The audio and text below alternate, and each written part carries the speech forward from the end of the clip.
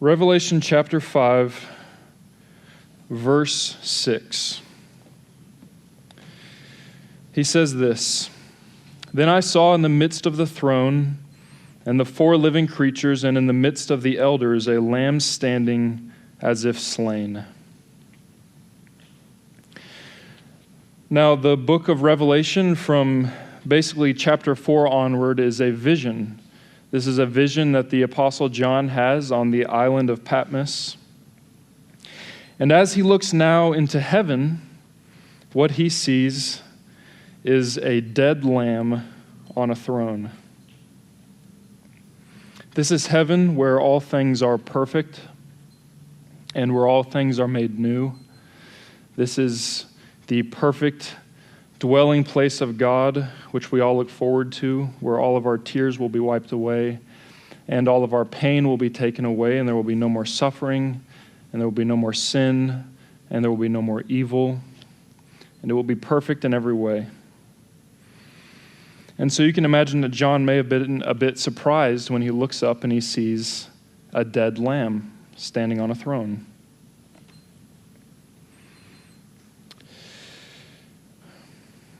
In Revelation, in the book of Revelation, there are over 30 different titles and names applied to or given to Jesus. And the one that is by far the most used is the title of Lamb, and it is used 28 different times. King of Kings and Lord of Lords, and Alpha and Omega, first and the last, the ruler of the kings of the earth, the Lion of the tribe of Judah.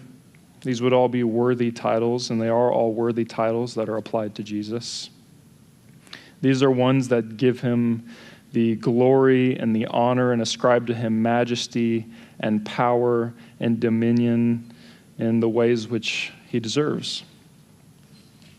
And yet the one that is used most often for him by far is that of the Lamb. Now for the Jew in this time, and even for us now, when we think of lamb, there's really only 2 possibilities that come to mind. That is a lamb that is being shepherded by a shepherd. It is a baby sheep. But of course, this is not what's being referred to here, because Jesus is the great shepherd. That would not make sense in this context. And so the only other option is, for the Jew, lamb in the context of the sacrificial system.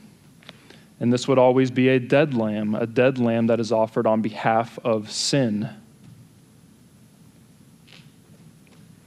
And so when John looks into heaven here, he sees in the perfect heavenly kingdom, he looks up and he sees a dead lamb. The 24 elders, which are mentioned in this same chapter, see this also, and their response is in verse 9. It says that they sang a new song, saying, "Worthy are you to take the scroll and to open its seals." This is the scroll of the title deed of the universe. "Worthy are you to take the scroll and to open its seals, because you were slain and purchased for God with your blood people from every tribe and every tongue and people and nation." And so Jesus here is receiving the dominion and the ownership that he deserves, because he has died for all of the people of God, and he is now receiving the due reward to him for that. Later on, if you would like to, you can flip to chapter 22. Later on, this is in the perfect eternal state. This is after all things have been made new.